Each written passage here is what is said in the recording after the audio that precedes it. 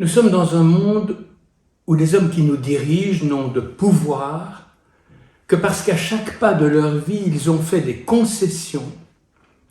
qui vont d'un népotisme déguisé en compromis à des pots de vin déguisés en subventions. Chacun de leurs pas les enchaîne à ces bataillons sans nom, sans objectif et sans stratégie, cette sorte de grex informe d'hommes qui obéissent par habitude ou par nécessité et qui sont mis à cette place qui n'est pas la leur parce qu'ils ont accepté un jour une petite entaille dans la probité et qu'ils les ont ensuite entassés et empilés sans comprendre et sans vouloir comprendre. C'est ainsi que nous avons un ministre de la Santé qui fut autrefois le trésorier de Dassault, une présidente de la commission que l'Europe fit échapper à la justice du Reich, un président de l'Ordre national des médecins,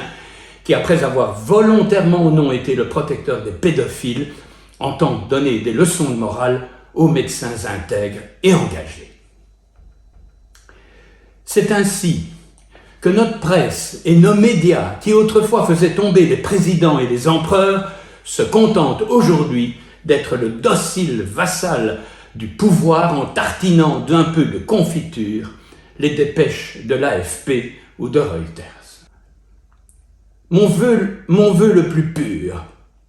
est de rendre le pouvoir à ceux qui le méritent, c'est-à-dire à vous. Mon vœu le plus cher est d'interdire à jamais qu'une présidente de la Commission européenne puisse offrir à son mari, sous l'apparence d'une aide économique et scientifique, le coquet cadeau de 320 millions d'euros puisés dans les impôts que vous avez gagnés à la sueur de vos fronts et qu'on vous vole en vous ruinant. On m'a reproché d'avoir dit qu'un peuple devait être éduqué avant de prendre le pouvoir, et je le maintiens. Mais je parlais d'éducation civile et politique, pas de la géographie du Tonkin ou du théorème des accroissements finis. Je parlais de vous enseigner les éléments clés de nos institutions, ceux-là même qu'on vous a cachés pour mieux vous asservir.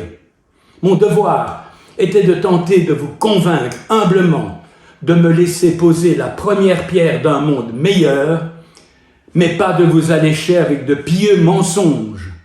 Si vous me faites confiance, je serai votre serviteur et non celui de notre insolente nomenclatura. Mon souhait le plus cher est que plus jamais un Young Global Leader transformé en Premier ministre ne puisse envoyer l'argent qui eût permis d'améliorer le sort des agriculteurs et des PME pour soutenir un troubadour qui veut la peau d'un tsar. Pour le 9 devant les urnes, je n'ai aucun conseil à vous donner, si ce n'est de réfléchir à votre avenir et à l'avenir de vos enfants.